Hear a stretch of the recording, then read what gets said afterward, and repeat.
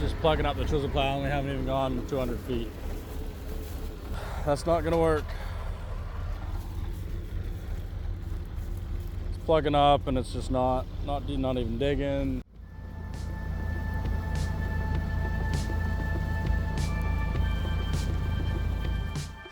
Good morning. It's late October. Today we're gonna go out and plow in our buckwheat cover crop mix that's on next year's potato ground. So we've got to mow it with the bush hog here. There's the bush hog. We've got it on the back of the Oliver 1650. We're gonna fire up the Oliver here, get the plow hooked up onto the 135, get out there and incorporate that into the ground so it'll feed the soil for next year's potatoes. Oh, not quite. Let's get this going here first.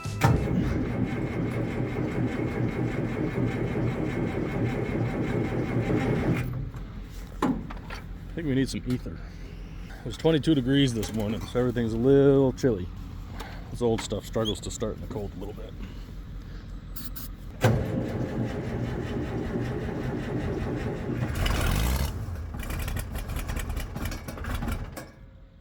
Almost.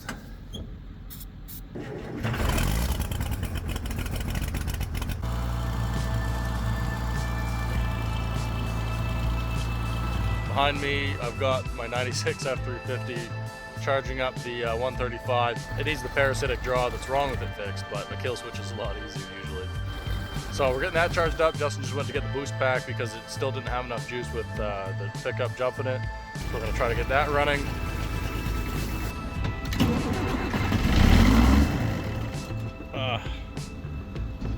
So close.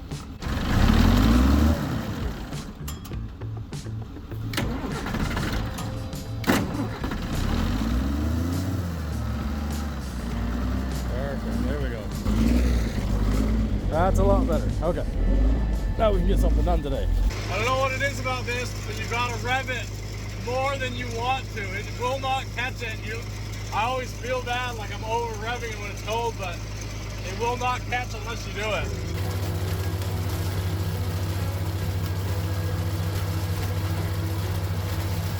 So I'm a little bit worried that the bush hog, the blades are a little bit dull on it.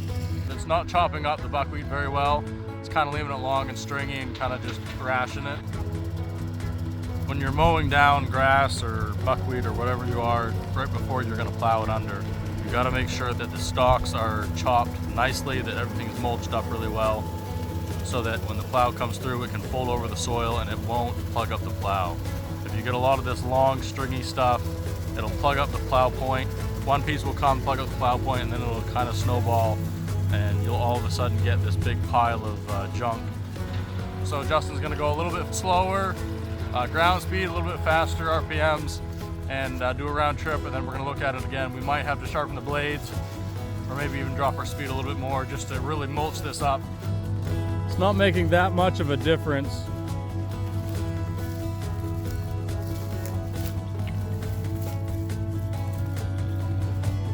But it is better. Long stuff in the rows here, I think is still going to be a problem. So you can see these blades are pretty dull. Justin's going to take them in and sharpen them up. We just don't want to get into a scenario where it's terribly hard to plow and it takes us 3 times as long. So it's better to do a little bit of work now, get the blades sharpened up just to give us the best chance we can to get the plowing done nice and easy. Okay, Justin's got the blades all sharpened up. That should do a much better job. Hold up, can you see that? Yeah. Should do a much better job chopping up the crop there.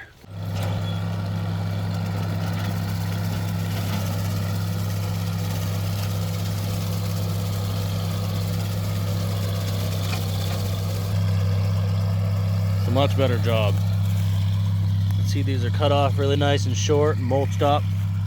These are really tall, and a lot of them are just pushed over. You can see those are just full height plants that are just kind of pushed over. That will do a much better job.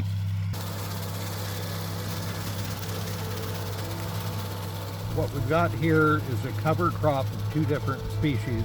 One is buckwheat, the other is a brassica, a biofumigant crop. So biofumigant crops are members of the brassica family, which would be broccoli, cauliflower, things like that. And what scientists have found is that when you chop up the green matter of those crops and quickly incorporate it into the soil, that as they decompose, they give off a gas that provides a biofumigation, meaning that it cuts down on pathogenic fungi and it cuts down on weed seed that could be in the soil. So for a crop like seed potatoes, it becomes really valuable for cleansing the soil and allowing us to grow a high quality, clean crop of organic seed potatoes.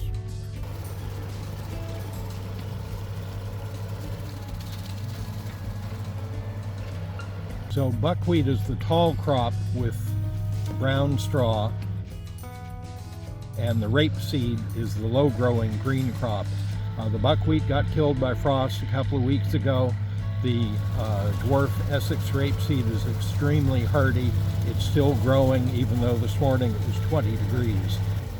Both the buckwheat and the biofumigant crop both have an ability to scavenge the soil, and they bring up nutrients like phosphorus that are unavailable to crops. They bring it up into the plants, and then when we incorporate it like we're doing today, that makes those nutrients like phosphorus, an important one, available to the potato crop. So a lot of soils, including the ones up here in Maine, have a lot of phosphorus in them, but almost all of it is plant unavailable. Our job is to try to use plants preceding cover crops to bring about plant availability for the potato crop. That way we don't have to buy in fertilizer. That way we can utilize the fertility of the soil that's already there, but make it available to the potatoes. Okay, so while Peter's out there bush hogging the cover crops, Justin and I are going to hook up the Chisel plow, our old Chisel plow, to the 285 and get that ready to go out. Why didn't I just think of that? Okay.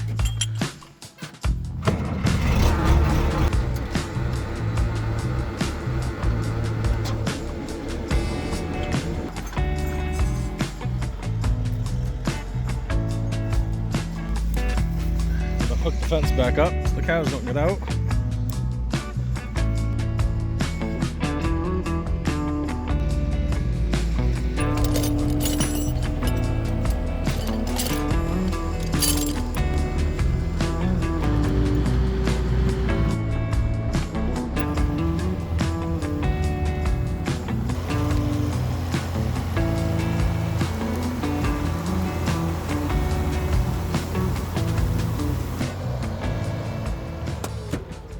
Well, this is what I was talking about. And hopefully, even though the buckwheat is really tall, that's not gonna work.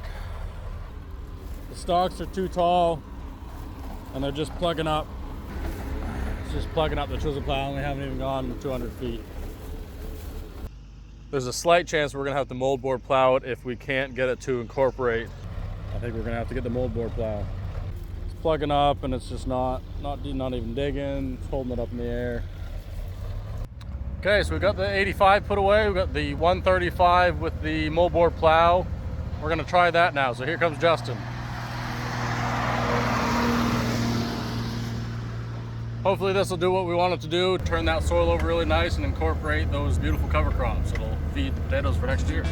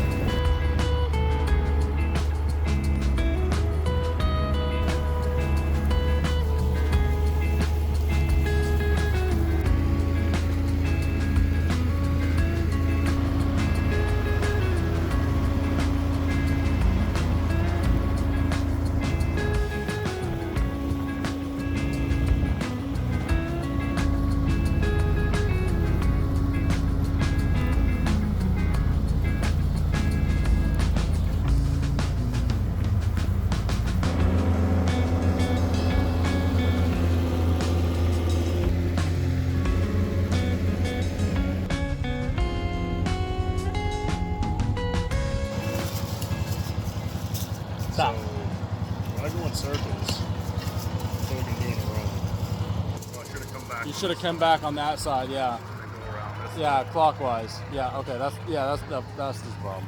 It's no big deal. Well, it's going good. You only plugged up there this time coming back, and then a little bit going out, but not too bad. It cleaned out pretty good. Try to keep it shallow. Pretty sure we want to keep it shallow. I'll check with Dad and make sure that that's what we're wanting to do. Sweet. No, it's going good. Looks great.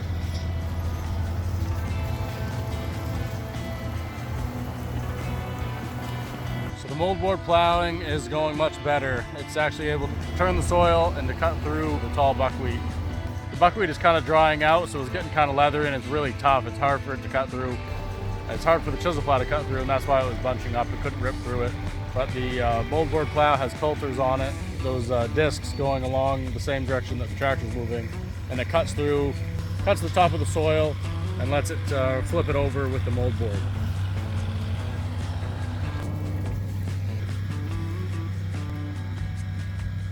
So it's going really good. Peter's bush hogging in front of Justin. He'll stay just ahead of him because as you kill the plants, as you cut them, they instantly start losing nutrients with every second that they're not buried in the ground. So we want to plow under as just as fast as we can. That's why we're going right after Peter. And if anything stops with the plowing, we'll stop bush hogging as well, so that we can get the soil and the plants turned over and underground as quickly as we can to get as much of those nutrients in the soil and not up into the air. So when you're moldboard plowing, you want to go clockwise. You want to start from the center and go clockwise out, unless you have one of those fancy European plows that flips over. But if you have just a standard one like what we have, you want to go clockwise so that you fill your tire tracks in every time. And if you don't, you go counterclockwise, you'll get a really low spot in the field, like what's behind me right here. So we'll disc that out next spring with the disc harrow, and that'll be smoothed right out, no problem at all. But the rest of it's going really well. It's laying over really nicely. He's going to go as shallow as he possibly can. So you go as shallow as you can to incorporate the nutrients in the top layer of the soil, so that when we have potatoes in here next year, we want them to be able to use those nutrients that we're growing and turning in right now.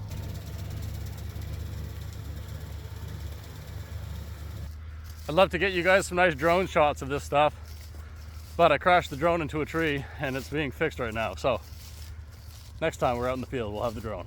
Sorry about that.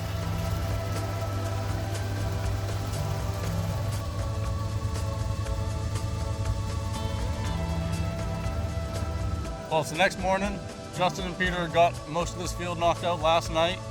Peter finished bush hogging right before 5 o'clock, and Justin had a couple more hours this morning of plowing to do just to finish up. And he's got just his last couple passes left ahead of him. He's coming up here behind me. So he started from the middle and worked his way out, but you can see here, I'm on the edge of the field. Once you get the first side done, you've got to come back over here, and then you have another little pie piece that you've got to work back around again.